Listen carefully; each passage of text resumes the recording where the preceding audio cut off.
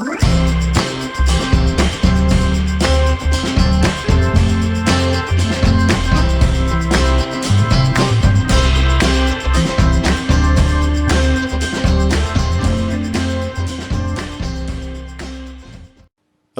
and welcome to the Gamer's Closet. I'm your host, Douglas Weed.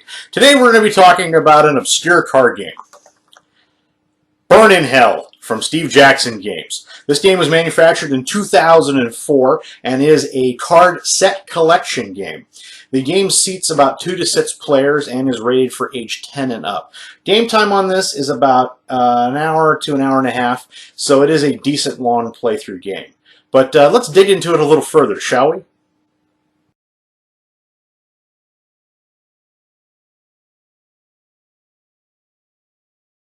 In this game, the players represent the Lords of Hell. The cards represent damned souls. As the souls flow into Hell, they are divided more or less evenly between the demon princes. The princes, of course, are not satisfied with an even division. They consistently bicker among themselves, swapping souls for more amusing ones or just stealing them. Most souls, of course, are worthless and ordinary, but some souls are special, and the princes vie for those. The object is to get the best collection of souls screaming in your private pit.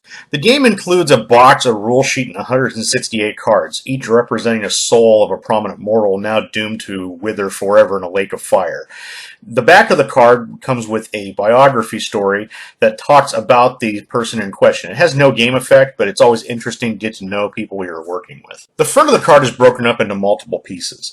There is an individual name for the soul in question, what sins that they have according to the medieval concept of the 7 deadly sins, which includes avarice, also known as greed, envy, gluttony, lust, pride, sloth, and wrath. There is a point value for the card on the top right. On the far bottom of the card, there is a tag, which includes the soul's role in life, such as general or artiste. Tags are very general, and please note in particular that a murderer is not the same as a mass murderer or a serial killer. Above that is a special ability which can go off at specific times and do specific things, whether you have to burn the card or if they have a special ability to do something in particular.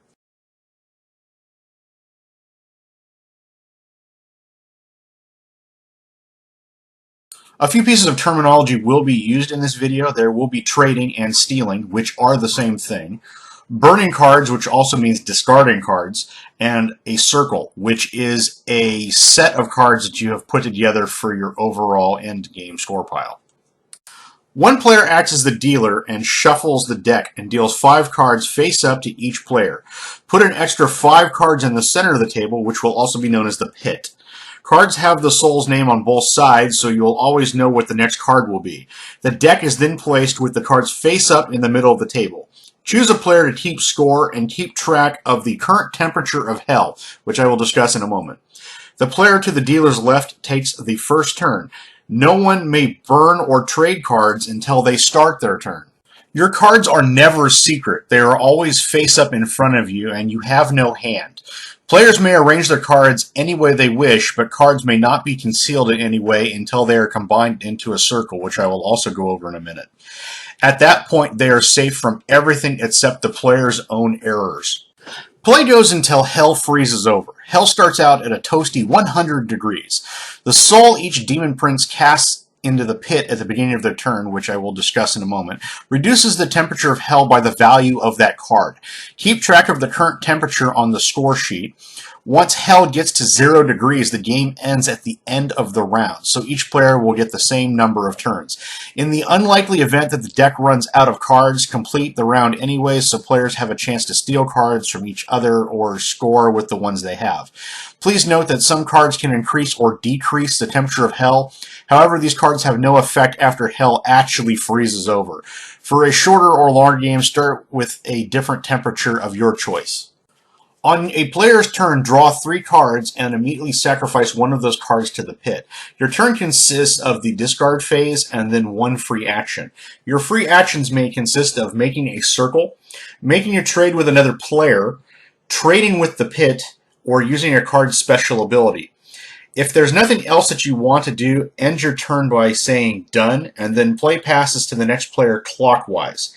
Once per turn, you may make a trade with the pit without using a special ability.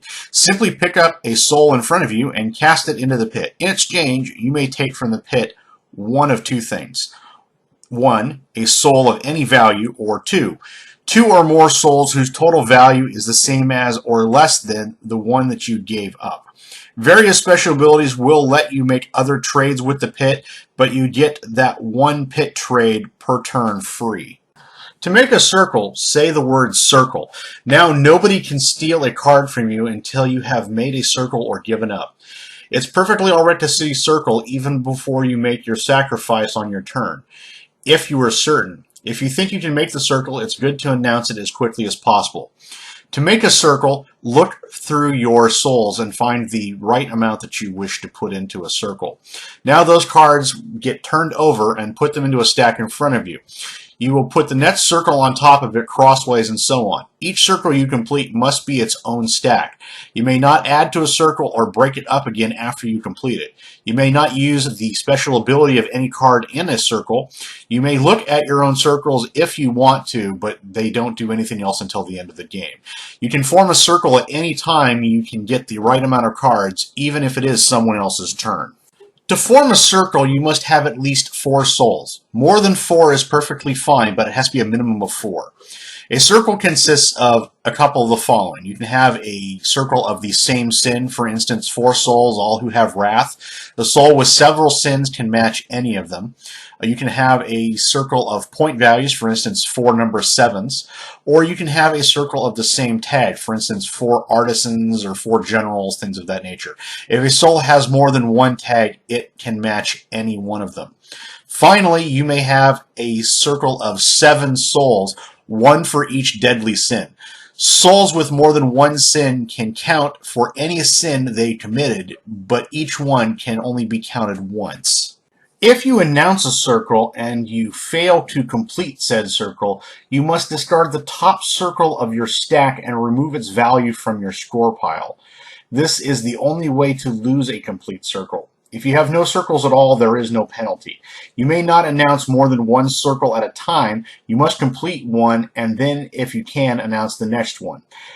There should be about a 2-minute window for making a circle, but we leave that up to the players. Whenever a player loses his last soul, whether by forming a circle or having it burned, he must immediately choose one new one from the pit. If it was his turn, he may continue this turn. Whenever a pit runs out of souls, 5 new ones are immediately dealt into it from the deck. If the same player empties both the pit and a player's hand, the pit is refilled first, and then the player takes 1 card from the refilled pit.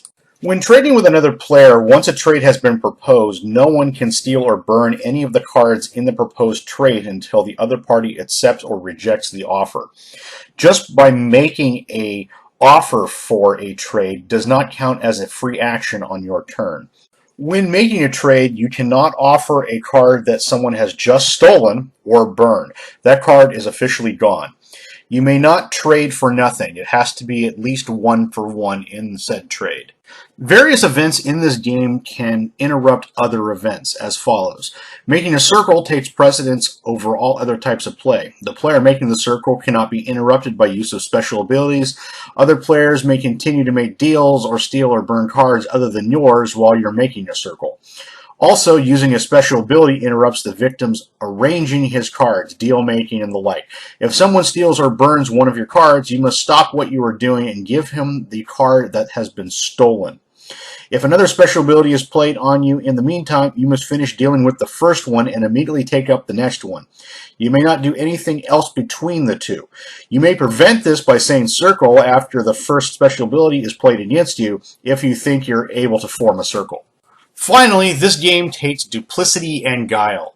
In this game, he who speaks first plays first. He who hesitates is lost, especially if they hesitate before naming the target of a special ability, letting other players act first. Players are not noted for their honesty in this game. If someone asks what cards you have or looks at them, use your special abilities before they can steal them. If your fellow players can't react quick enough or conceal their intentions well enough, they need more practice. When hell has frozen over and everyone has had an equal number of turns, the game is over. Each player adds up the face value of the souls that they have not in circles and adds this to their total score. The high score wins. Each circle is scored in the following ways. A circle of 4 or 5 souls is double face value, 6 or 7 souls is triple face value, and a circle of 8 or more souls is 4 times face value. You can get bonuses increasing your score in 3 ways. If every soul in a circle qualifies 2 ways, double the score again. For example, if a regular circle of 4 royals counts double face value, but if they were all slothful royals, then it would count quadruple. Or if you get a circle of 7 different sins, all with the same point value, they would count 6 times towards face value. The second way is if you get all the tags in a circle are different. You double the score again. So you would have an artist, a general, and so on. The final way is if you get a bonus pair, like Marilyn Monroe and JFK, or if you get White Thaw and Nesbitt. The 2 together are worth 30. If you get all 3, they're worth 50. Add this bonus first because the bonuses on the other 2 examples will then multiply it further. Well, this has been an overview of Burn in Hell. Burn in Hell is a strange Steve Jackson game. They're known for some of their out there games, so if you haven't played a Steve Jackson game before, I'd recommend giving this one a shot. It is currently out of print, but it is really easy to find it online. It goes for anywhere from about 10 to 20 bucks, so as games go, it is very, very affordable. The game itself is illustrated by Greg Hyland. Every card is immaculately drawn. Every card has a different picture on it. It is a very, very nice game to look at. If you haven't played card games before, I would recommend giving this game a shot because it is a really strange, obscure game, and I guarantee you'll have fun playing it. It's every time I've ever played this game, it's always had a good time by all. So if you haven't played a Steve Jackson game before, I would recommend picking this one up, and I would recommend playing this game. Well, that's it from us here at the Gamers Closet. We'd like to thank you for checking out our video on Burn in Hell from Steve Jackson Games. If there's a game in the future you'd like us to review or go over, please put it in the comments below. Please hit subscribe so that way you can be the first person to check out our future content. And as always, please have a great gaming day.